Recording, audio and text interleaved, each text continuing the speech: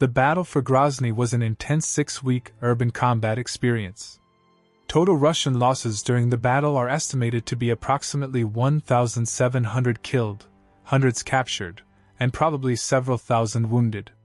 Chechen casualties are completely unknown due to the inability to distinguish fighters from civilians, and the decentralized and informal structure of the Chechen forces.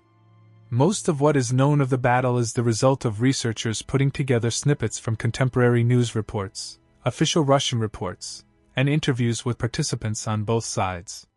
Both the Chechen and Russian leadership had, and continue to have, a vested political interest in portraying the performance of their forces in the best possible manner, and denying operational difficulties. On the Chechen side, the defense of the city has to be considered a victory despite the loss of the city. The outnumbered and under-equipped defenders of the city prevented a larger, lavishly equipped force from securing the city for almost 50 days. Simultaneously, they inflicted significant tactical losses on the attackers, waged an effective information campaign, and greatly strengthened the political strength and legitimacy of the Chechen independence movement. The best that can be said for the performance of the Russian forces is that they eventually achieved their objective. The battle revealed a surprisingly low level of capability within the military forces of Russia. The actual operational details of the battle are sparse, but a great deal is known about the tactical techniques applied by both sides. On the defense, the Chechens fought what some have called a defenseless defense. They relied on the unusual urban tactic of mobile combat groups rather than strongpoints. This tactic was particularly effective in the early stages of fighting because the Russians attacked to penetrate the city along specific axes of advance rather than on a broad front. The Russian approach, lack of adequate command and control, as well as insufficient numbers and disregard for their flanks, allowed the Chechen mobile groups to maneuver throughout the city at will and control the initiative in the battle even though they were on the defensive. As the Russian force grew in size and the Russian attack became more systematic in the second and third phases of the battle, it became more difficult for the Chechen forces to maneuver. A Russian response to the Chechen tactic was the development of baiting. Small forces, such as a mechanized platoon or squad, were sent forward to spring a Chechen ambush. Once exposed, a larger mobile force, supported by attack helicopters and artillery, used mass firepower to overwhelm the Chechen fighters. The Chechen response to the deliberate and expansive use of artillery and air power by the Russians was hugging. Once engaged, Chechen fighters moved as close as possible to the attacking Russians to make it impossible for the Russians to employ their massive advantages in artillery and air power. The Russian goal in the streets of Grozny was to identify the Chechen defenders before becoming decisively engaged and then destroy them with long-range direct and indirect firepower. The Chechen approach was just the opposite: stay as closely engaged with the Russians as possible. The employment of these tactics resulted in massive amounts of damage and significant civilian casualties, as either side considered collateral damage an important tactical consideration. The most effective tactical weapons employed in Grozny were a mixture of old and new technology. The sniper armed with his scoped rifle proved a very reliable and essential element of successful urban combat. The Chechen forces employed formally trained snipers as well as competent designated marksmen in the sniper role. The Russian army, once they reverted to systematic offensive operations, included snipers to cover the infantry as they assaulted buildings. A new weapon employed by both sides but with particular effect by the Chechen forces was the rocket-propelled grenade, the RPG-7. This weapon was incredibly easy to use and lethal to all armored vehicles, including tanks. It was lightweight and easily carried by one man and so could quickly be positioned in the upper stories of buildings and on rooftops.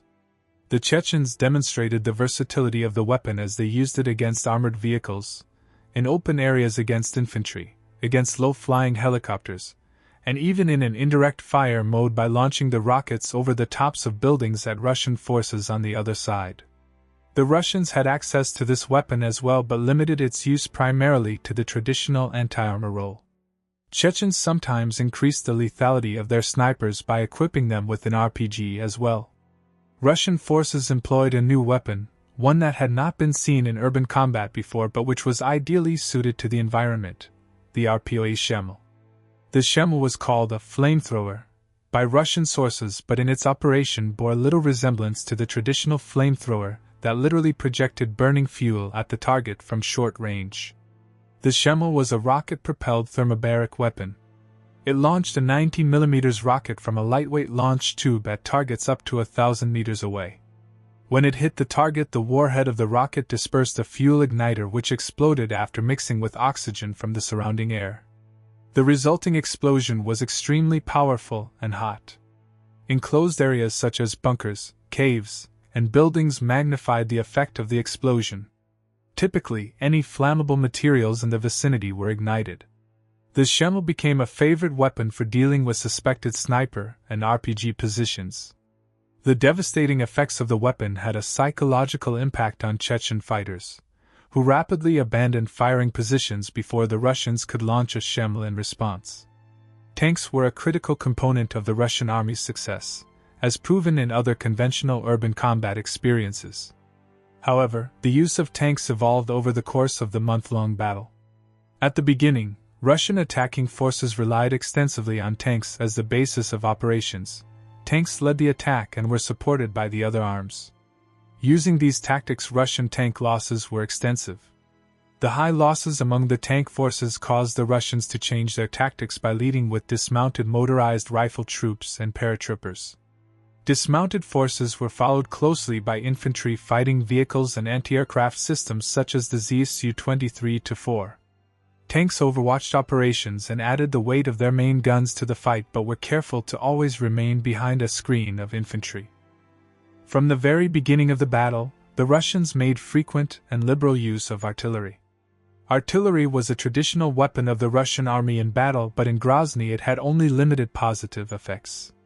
The availability of supporting artillery in large numbers did much to reassure Russian troops of their firepower superiority over the Chechen forces. This was an important psychological effect given the shock to Russian morale caused by the New Year's Eve attack. However, Russian artillery was not particularly effective against the Chechen forces because of the fluid nature of their defensive tactics. The lavish use of artillery, however, had a large adverse effect on the civilian population and on Russian civilian support for the war. Most of the residents of the central part of the city were ethnic Russians, and they became the victims of Russian air and artillery bombardment.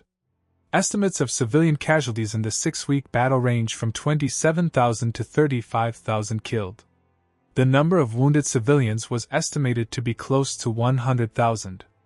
The Russian and international media reported negatively on the civilian loss of life, and support for the Russian war effort suffered both within Russia and in the international community.